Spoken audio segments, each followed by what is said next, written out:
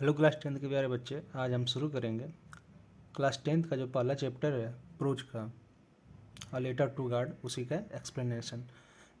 Letter ये explanation शुरू करने से पहले आपको ये बता दिया जाए कि यहाँ पे सारा बुक का एक्सप्लेनेशन किया जाएगा, फुल एक्सप्लेनेशन किया जाएगा, साथ में क्वेश्चन आंसर का भी प्रोवाइड कर दिया जाएगा और साथ में आपको tick the correct match the following true false ये सारे क्वेश्चन आपको करा करके अपलोड कर दिए जाएंगे। तो ज़्यादा से ज़्यादा इस वीडियो को लाइक करें, शेयर करें और सब्सक्राइब करें चैनल को।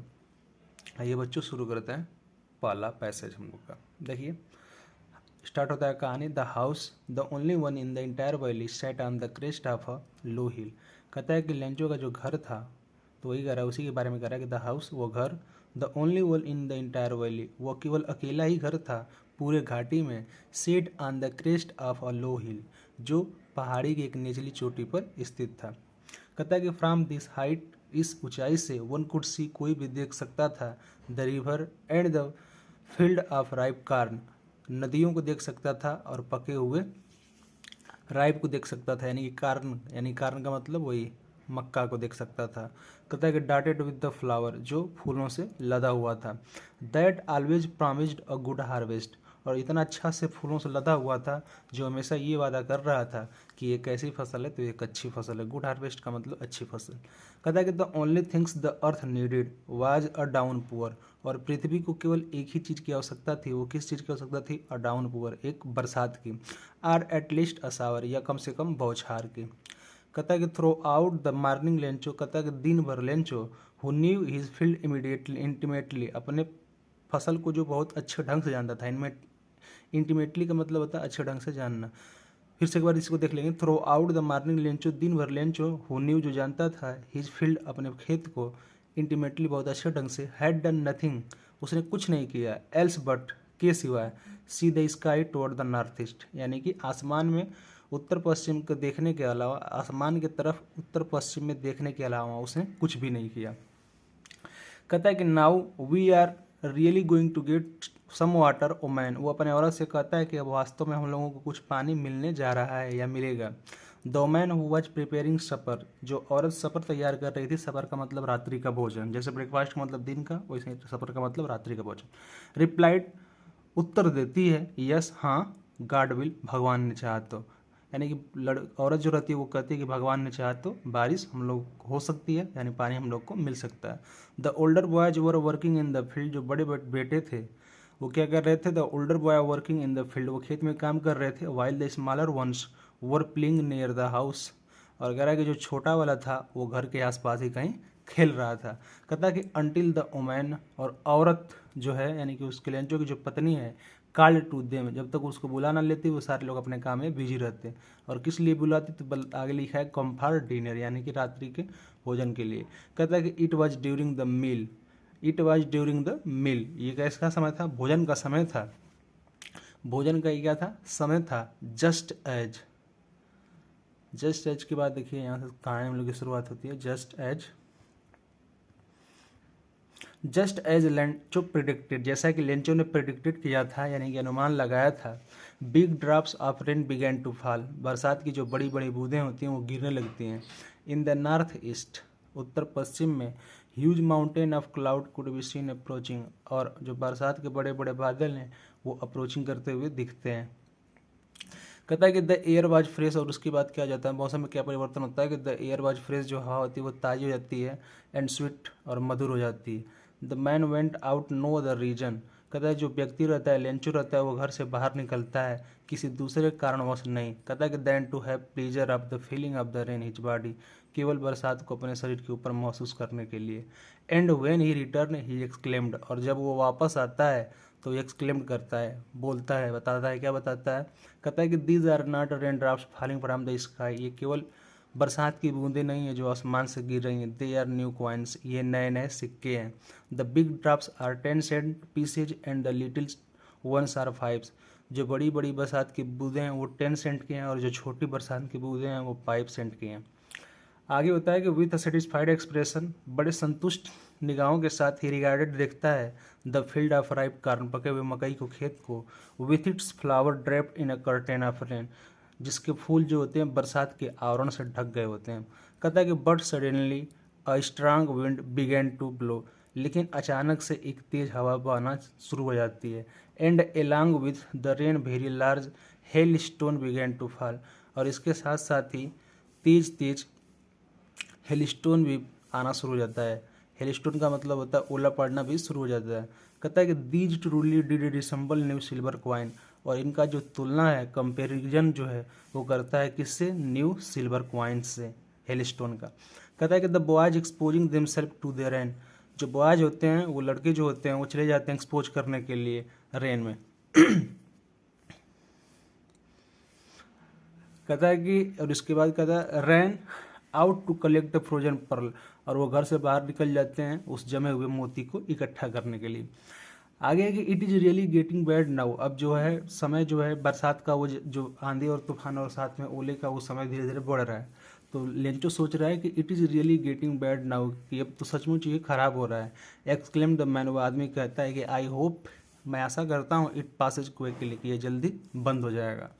It did not pass quickly, लेकिन ऐसा हुआ नहीं, ये जल्दी से समाप्त नहीं हुआ। कहता है कि फार एन आवर, 1 घंटे तक the hail rained on the house, जो हेल है यानी ओला है, वो 1 घंटे तक घरों के ऊपर पड़ता ही रहा। द गार्डन, बगीचों में पड़ता रहा। द हिल साइड, पहाड़ी पर पड़ता रहा। द कार्नफील्ड, मकई के खेत पर पड़ता रहा। ऑन द होल वैली, और पूरे घाटी पर पड़ता रहा। द फील्ड वाज वाइट, और जो फसल थी वो बिल्कुल सफ़ेद हो चुकी थी। As if covered with salt, मानो जैसे उसके ऊपर नमक छिड़क दिया गया है, या नमक पड़ गया है। नमक जिस तरह से सफ़ेद हो जाता है किसी चीज़ पर पड़ने से, ठीक उसी प्रकार से जो फील्ड था वो ओला पड़ने से बिल्कुल ही समाप्त हो चुका था, यानी कि बिल्कुल ख़राब हो चुका था। कहता है कि not a leaf remained on the trees, कह रहा है कि पेड़ पर एक भी पत्तियाँ नहीं बची थी। The corn was totally destroyed, और जो कार्न है वो पूरी तरह से डिस्ट्रॉयड हो चुका था, यानी कि नष्ट हो चुका था। The flower were gone from the plant, और फूलों, जो पौधे से फूल जा चुके थे। Lencho Saul was filled with sadness, जो लेंचो का हृदय था वो सैडनेस में भर जाता है, उदासी में भर जाता है। When the storm had passed, जब बरसात और आंधी रुकती है, he stood in the middle of the field, तो वो अपने खेत के मध्य में खड़ा हो जाता है। And said to his sons, और बच्चों से कहता है, अपने बेटों से कहता है, अ plague of locust would, a plague of locust का मतलब होता है टिड्डे का समूह। अ प्लेग ऑफ लोकस्ट वुड, आगे देखते हैं इसके बाद, plague of locust would have left more than this, इससे अधिक ही छोड़ देता। द हेल लेफ्ट नथिंग, जो हेल है यानी कि ओला है, the hell has left nothing, उसने तो, ओला ने तो कुछ भी नहीं छोड़ा। This year we will have no corn, इस साल हमें कोई भी फसल नहीं मिलेगी। कहता है कि that night was a sorrowful one, वो जो रात थी वो उदासी वाली रात थी। All our work for nothing, हम लोगों ने जो जो काम किए उसका कोई भी रिजल्ट नहीं रहा, यानी कि सब कुछ बर्बाद हो गया। There is no one who can help us, कोई भी ऐसा नहीं है जो हमारी मदद कर सकता है। We shall all go hungry this year, हम लोग इस साल भूखे ही रह जाएंगे। कहता है कि but in the heart of all who lived in the solitary house in the middle of valley, कहता है कि लेकिन इन द हार्ट ऑफ, उनके दिलों में, of all who lived in the solitary house, उस एकांत हाउस में रहते थे, in the middle of the valley, घाटी के मध्य में। कहता है कि घाटी के मध्य में रहने वाले उन सभी लोगों के दिलों में there was a single hope, केवल एक ही आशा थी, हेल्प फ्रॉम गॉड, और वो किससे आशा थी, तो भगवान से। कहता है कि डोंट बी सो अपसेट, इतना भी उदास मत हो। इवन दो, भले ही this seems like a total loss, भले ही ऐसा प्रतीत हो रहा है कि सब कुछ बर्बाद हो गया। लेंचो जो है वो पिता है, और पिता अपने बच्चों को समझा रहे, अपने परिवार वालों को, कि डोंट बी सो अपसेट, कितना भी उदास मत हो। इवन दो दिस लाइक टोटल लॉस, भले ही ऐसा लग रहा है कि सब कुछ क्या हो चुका है, समाप्त हो चुका है, लेकिन तुम लोग क्या करो, ज़्यादा टेंशन ना लो, उदास मत हो। फिर आगे देखिए, कहता है कि remember no one dies of hunger, याद रखो कोई भी भूख से नहीं मरता है। That's what they say, no one dies of hunger, की कोई भी भूख से नहीं मरता है। ऑल थ्रू द नाइट, पूरी रात Lencho thought only of his one hope, Lencho पूरी रात केवल एक ही सपना के बारे में सोचता रहा, द हेल्प ऑफ गॉड, वही एक भगवान के आशा के बारे में।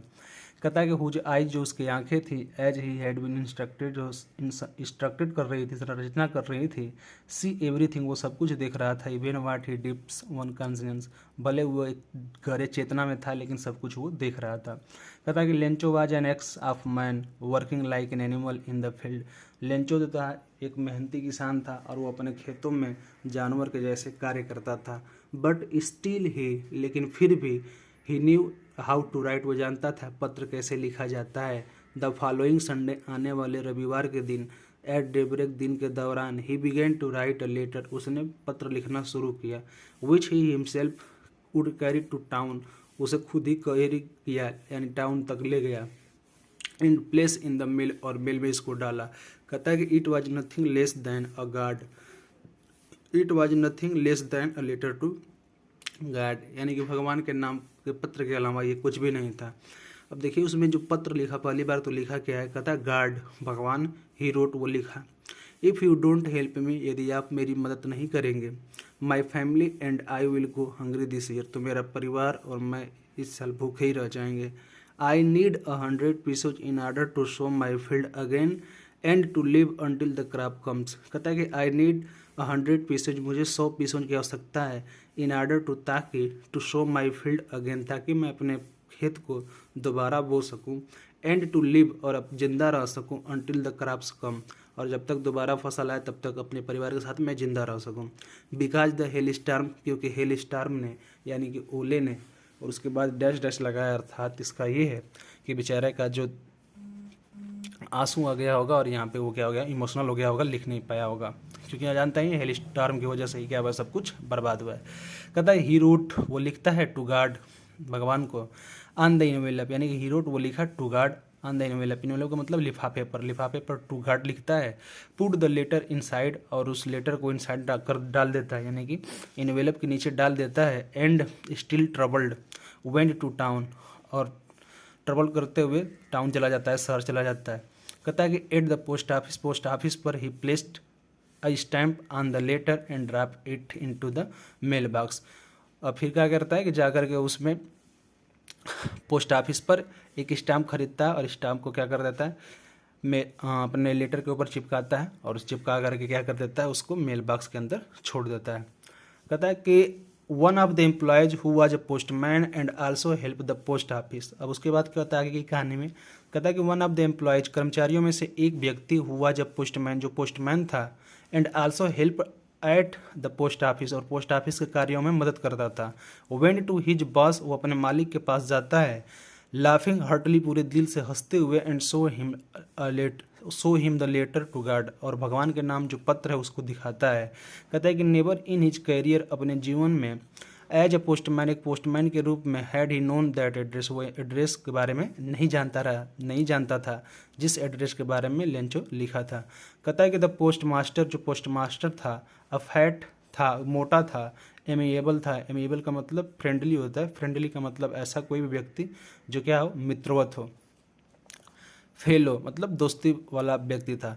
कहता है कि आल्सो ब्रोक आउट लाफिंग, उसकी भी जो हंसी छूट जाती है, but also immediately he turn serious, लेकिन बहुत जल्द ही वो सीरियस हो जाता है, गंभीर हो जाता है।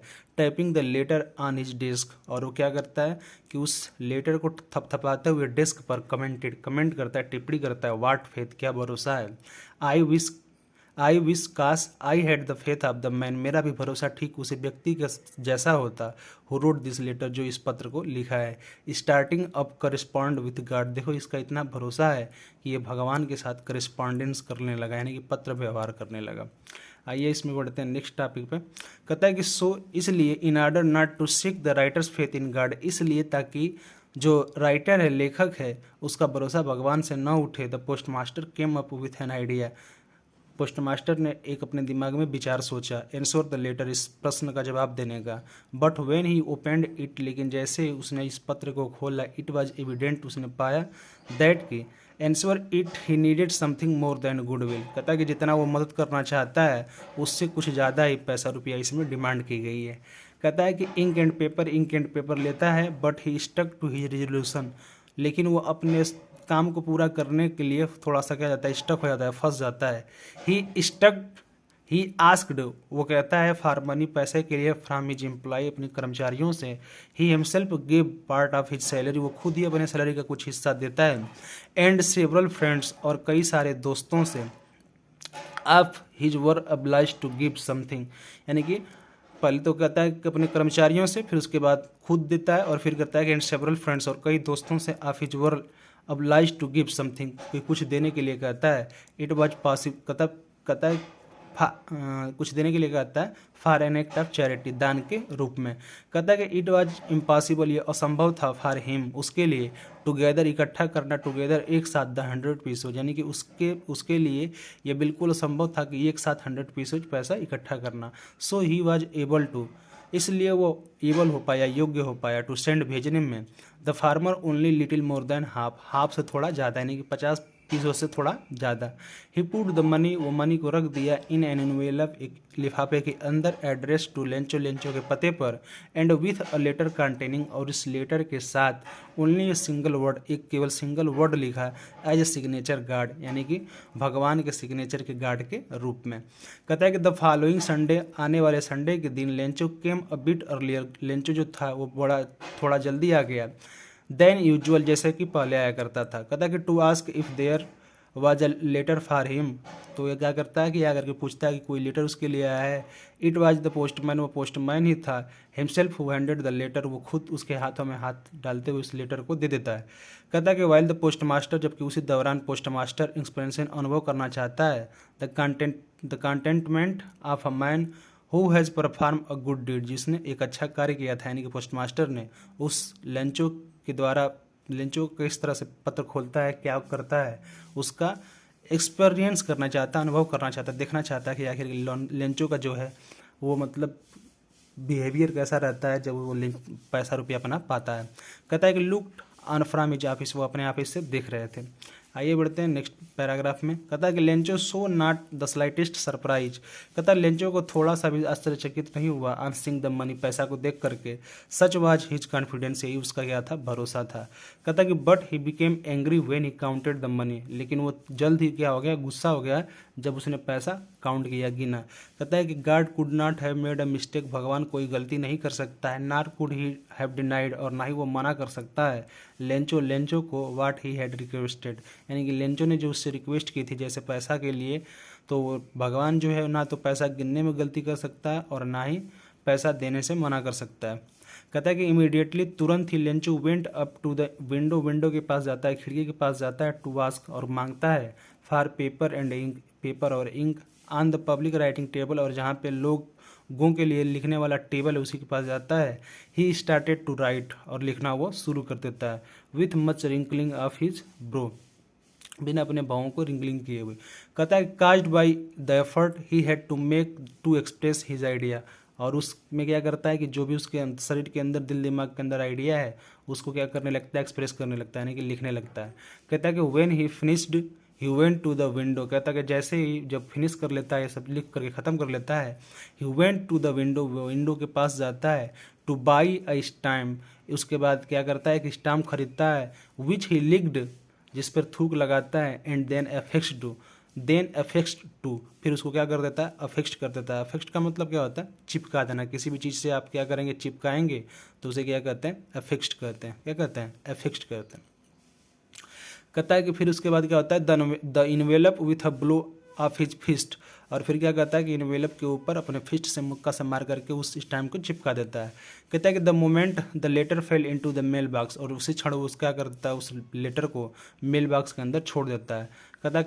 कहता है कि the postmaster went to open it, और इसके बाद क्या होता है कि जो पोस्ट मास्टर होता है वो जाते हैं इसे खोलने के, यानी कि वो देखते हैं कि दोबारा इस पत्र में लिखा क्या है। तो कहता है कि इट सेड, इसमें लिखा रहता है, गॉड, भगवान, of the money that I ask for, जो पैसा मैंने आपसे मांगा था, ओनली 70 पीसोज रिच्ड मी, मेरे पास केवल 70 पीसोज ही पहुँचा है।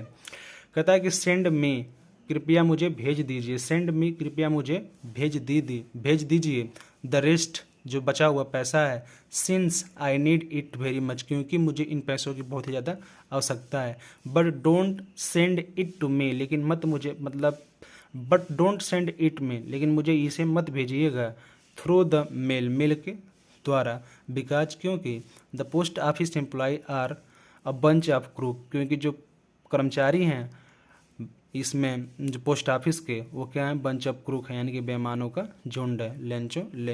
इस तरह से हमारा क्या हो जाता है ये पैसेज और ये हमारी जो कहानी है वो क्या हो जाती है, समाप्त हो जाती है। तो बच्चों अगर आपको ये वीडियो पसंद आया होगा तो आप हमारे इस वीडियो को लाइक कर लेंगे, चैनल को सब्सक्राइब कर लेंगे और दूसरे बच्चों के साथ भी क्या कर लेंगे, शेयर कर लेंगे। थैंक यू बच्चों।